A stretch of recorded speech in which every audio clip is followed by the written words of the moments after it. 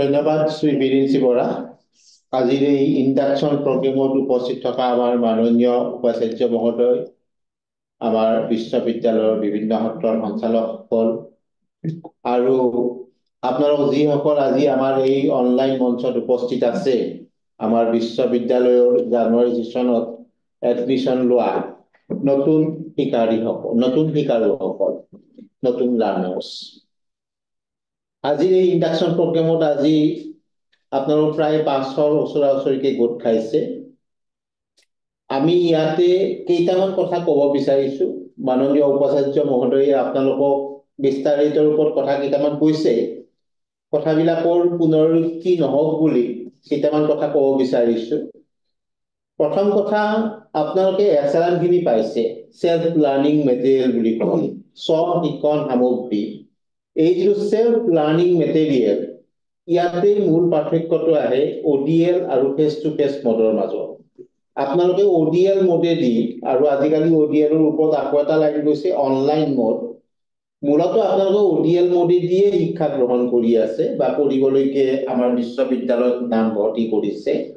আপোনালোকে স্ব-শিক্ষণ সামগ্ৰীখিনি পাইছে। এই যে স্ব-শিক্ষণ সামগ্ৰীখিনি যে পাইছে, এইখিনি আপোনালোকে পঢ়ি চাওক আৰু ৰেগুলাৰলি পঢ়াৰ অভ্যাস কৰক।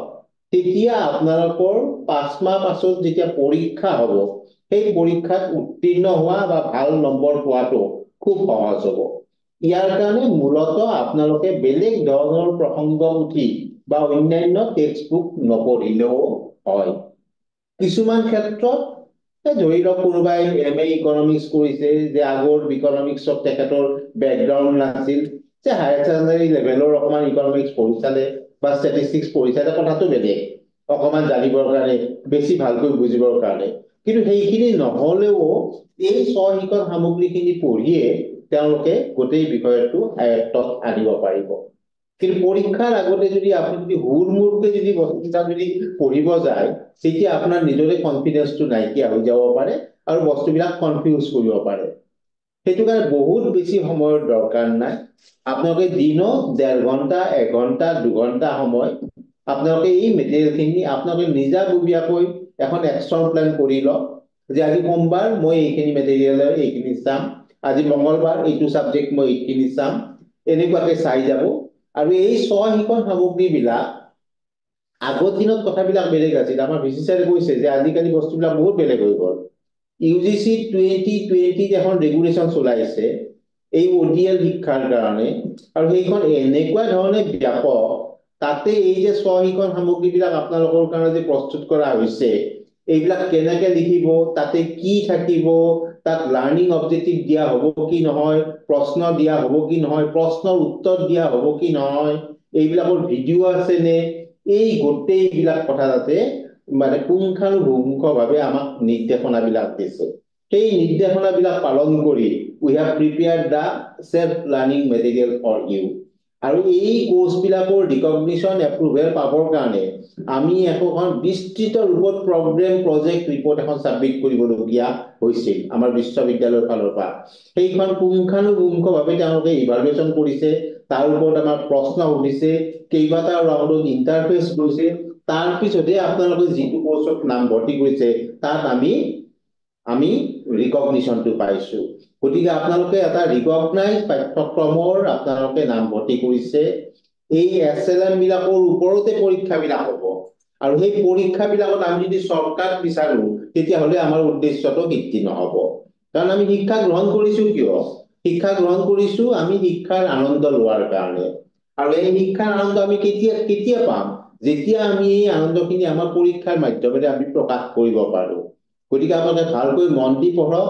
পৰীক্ষাবিলাক সাধাৰণতে শিক্ষাৰ্থী এজনে যেনেকুৱাকে লোৱা উচিত সেই মানসিকতাৰে গ্ৰহণ কৰক, কৰি পৰীক্ষাবিলাকত আপোনালোকে APR কৰক, ভাল নম্বৰ পাওক, নিৰ্দিষ্ট সময়ৰ ভিতৰত আপোনালোক ওলাই যাওক। যিমান দূৰ পাৰে আপোনালোকে ছেমিষ্টাৰবিলাকত যিকেইটা পৰীক্ষা হয়, আপোনালোক বহুতবিলাকে কৰ্মত ব্যস্ত, বেলেগ বেলেগ ক্ষেত্ৰত কাম কৰি আছে, তথাপিও আপোনালোকে প্লেন কৰি লওক। পৰীক্ষা শিডিউলবিলাক 1 মাহমান আগতেই জনাব আমাৰ বিশ্ববিদ্যালয়ে। একাডেমিক কেলেণ্ডাৰখন আছে, এক্সামিনেশ্যন কেলেণ্ডাৰখন আছে, আৰু এই গোটেই কথাবিলাক জানিবৰ কাৰণে হ'লে আপোনালোকে আকৌ এটা অতিৰিক্ত অকমান সময় দিব লাগিব আৰু সেইটো হ'ল আপোনালোকে আমাৰ বিশ্ববিদ্যালয়ৰ যিটো ৱেবছাইট সেইটো ৰেগুলাৰলি চাই থাকিব নটিফিকেশ্যন বিলাক চাই থাকিব তাৰ উপৰিও আপোনালোকে কি কৰিব যে আমাৰ বিশ্ববিদ্যালয়ৰ ডিজিটেল লাইব্ৰেৰী বা অন্যান্য ই মেটেৰিয়েল বিলাকত বহুতো বিলাক প্ৰায় 1000ৰ ওচৰা-ওচৰিকৈ আমাৰ ভিডিঅ' আছে কাৰণ আপোনালোক মুক্ত আৰু দূৰৱৰ্তী শিক্ষাৰে শিক্ষা গ্ৰহণ কৰি আছে পাঠ্যপুথিখন পাইছে যদিও কিছুমান ক্ষেত্ৰত আপোনালোক যদি ভিডিঅ' বিলাক যদি পাই যায় তেতিয়া বুজাত আৰু সহায় হ'ব গতিকে এই ভিডিঅ' বিলাকৰো আপোনালোকে উপযুক্ত ব্যৱহাৰ কৰক তদুপৰি বিশ্ববিদ্যালয়ে আকৌ প্ল্যান কৰি আছে বা ইউনিভাৰ্চিটি আমাৰ স্বয়ংপ্ৰভা ৰেডিঅ' এনেকুৱা ধৰণৰ কিছুমান ভিডিঅ' আমি দি আছো যে ই গোটেই বস্তুটো সাংঘাতিক ব্যাপক ভাৱত আপোনালোকক আমি অফাৰ কৰিব পাৰিম কিন্তু সেইটো নোহোৱালৈকেও আপোনালোকে যিখিনি পাঠ্য সামগ্ৰী পাইছে আপোনালোকৰ এটাই ৰিকুৱেষ্ট আজি ইণ্ডাকশ্যন প্ৰগ্ৰেমত আপোনালোকে জেনুইন লাৰ্ণাৰ হওক আৰু আপোনালোকে এংগেজ লাৰ্ণিঙত থাকক লাৰ্ণিংটোক আপোনালোকে মানে লাৰ্ণিং আপোনালোকে এংগেজ লাৰ্ণাৰ এজন হওক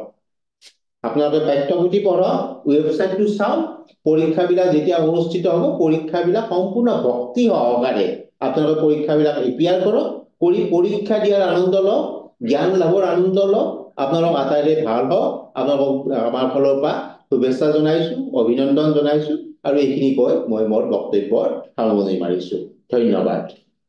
আপোনালোকে আমি আশা কৰিছো যে আমি বিশ্ববিদ্যালয়ৰ ফালৰ পৰা চেষ্টা কৰিছো আপোনালোকে যাতে সময়মতে এছএলএম খিনি পায় কিন্তু কিবা কাৰণত যদি আপোনালোকে এছএলএম পোৱা নাই তেতিয়াহ'লে আমাক যদি জনায় আমি চাম যে আমি ইতিমধ্যে সকলো এছএলএম আমাৰ গৈছে হয়তো 31 মাৰ্চত যিসকলে এডমিশ্যন লৈছে বা তাৰ 30 মাৰ্চত যিখিনি এডমিশ্যন লৈছে তেওঁলোকে হয়তো এইদিনতে পাব আৰু ইলেকশ্যন আৰু অন্যান্য বিহু ঈদ ইত্যাদিৰ কাৰণে হয়তো 2 দিন দেৰি হৈছে কিন্তু আমি আশা কৰিছো যে অহা সপ্তাহৰ আগতেই অহা সপ্তাহৰ ভিতৰত আপোনালোকে সকলোৱে এই এছএলএম খিনি পাব আৰু ছাৰে ইতিমধ্যে কৈছে যে এছএলএম খিনি আপোনালোকে নিয়মিতভাৱে পঢ়িব মুক্ত শিক্ষাৰ এটা ডাঙৰ দিশ হ'ল যে ফ্লেক্সিবিলিটি এই ফ্লেক্সিবিলিটিটো হ'ল কি যে আপুনি নিজৰ সুবিধা মতে নিজৰ সময় মতে আপুনি পঢ়া শুনাখিনি কৰিব তাত কোনো ধৰণৰ বিশ্ববিদ্যালয়ৰ ফালৰ পৰা বাধ্যবাধকতা নাই আপুনি যেতিয়াই মন যায় পঢ়িব পাৰে কিন্তু ফ্লেক্সিবিলিটি মানে তাৰ লগত আৰু এটা কথা ছাৰে গুৰুত্ব দিছে যে ৰেগুলাৰ আপুনি ৰেগুলাৰলি আপোনাৰ নিজৰ সুবিধা মতে পঢ়িব মই গুৰুত্ব দিব লগা কথাটো হ'ল যে আমাৰ এটা ব্যৱস্থা আছে যে কাউন্সেলিং ক্লাसेছ যে যিবিলাক আপোনালোকে ষ্টাডি চেণ্টাৰ লৈছে আৰু বহুত সংখ্যকে আমাৰ বিশ্ববিদ্যালয়ৰ যিটো অধ্যয়ন কেন্দ্ৰ ষ্টাডি চেণ্টাৰ সেইটো লৈছে তেওঁলোকে নিজৰ নিজৰ ষ্টাডি চেণ্টাৰৰ লগত যোগাযোগ কৰি আপোনালোকৰ নিৰ্দিষ্ট বিষয়ৰ যিবিলাক কাউন্সেলিং ক্লাছ আছে সেইবিলাক কেতিয়া হ'ব আৰু কেনেকৈ হ'ব সেইখিনি কথা জানি লওক আৰু আপোনালোকে নিজৰ ষ্টাডি চেণ্টাৰত যাওক মানে আপোনালোকে বস্তুখিনি লৈ গুচি তাৰপিছত আৰু যোগাযোগ নোহোৱা হৈ নাযাব আপোনালোকে ষ্টাডি চেণ্টাৰত গৈ আপোনালোকে ষ্টাডি চেণ্টাৰৰ পৰা নিজৰ ৰিচিপ্টখন দেখাই সেই বস্তুখিনি আপোনালোকৰ এছএলএম খিনি লওক লৈ পেলাই লগতে এইটো সোধক যে আপোনালোকৰ ক্লাছবিলাক কেতিয়া এই ক্লাছবিলাক আপোনাৰ ৰেগুলাৰ ক্লাছৰ নিচিনা নহয় কাৰণ নিৰ্দিষ্ট সপ্তাহত এটা বা দুটা ক্লাছ হ'ব গতিকে আপোনালোকে নিজে পঢ়িব পঢ়ি সেই ক্লাছবিলাক এটেণ্ড কৰিব আৰু আপোনালোকৰ ডাউটবিলাক ক্লিয়াৰ কৰিব গতিকে এইটো আপোনাৰ এটা ডাউট ক্লিয়াৰিং ক্লাছ আমাৰ বিশ্ববিদ্যালয়ত 3 ধৰণৰ কাউন্সেলিং ক্লাছৰ ব্যৱস্থা আছে এটা হ'ল যে ষ্টাডি চেণ্টাৰবিলাকৰ জৰিয়তে ষ্টাডি চেণ্টাৰবিলাকে কাউন্সেলিং ক্লাছেছখিনি কৰিব মই কৈছোঁৱেই যে আপোনালোকে গৈ পেলাই তেখেতসকলৰ পৰা তেখেতসকলে কোনবিলাক বিষয় কেতিয়া কেতিয়া ল'ব সাধাৰণতে দেওবাৰে হয় আমাৰ চেণ্টাৰ দেওবাৰে হয় সেইখিনি ক্লাছ আপোনালোকে ল'ব পাৰিব দ্বিতীয় যিটো ব্যৱস্থা সেই দ্বিতীয় ব্যৱস্থাটো হ'ল যে বিশ্ববিদ্যালয়ৰ ফালৰ পৰা অনলাইন মাধ্যমেৰে কিছুমান চেণ্ট্ৰেলাইজ কাউন্সেলিং ক্লাছেছ হ'ব আপোনালোকৰ যেতিয়া সুবিধা হয় সেই ক্লাছবিলাক জইন কৰিব পাৰিব গতিকে আপোনালোকে অহা সপ্তাহৰ ভিতৰত আপোনালোকে ৰুটিন পাব